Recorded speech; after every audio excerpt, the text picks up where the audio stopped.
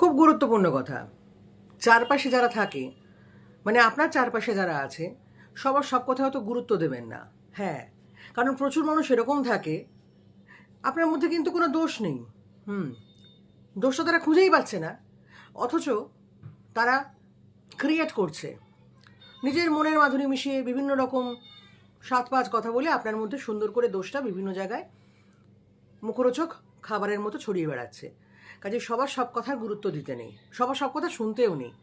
এরকম অদ্ভুত ক্রিয়েটিভ মানুষ রয়েছে, অসাধারণ শৈল্পিক সত্তা, ইউনিক ক্রিয়েটিভিটি। এই এত মানে শৈল্পিক সত্তা নিয়ে ওরা পেরে ওঠে না, যার ফলে ওদের দ্বারা আর কিছু হয় না। কাজে এদেরকে এত গুরুত্ব দিতে নেই। ইনফ্যাক্ট সবাইকে যে গুরুত্ব দিতে হবে এমন কোনো কথা নেই। কি বুঝলেন?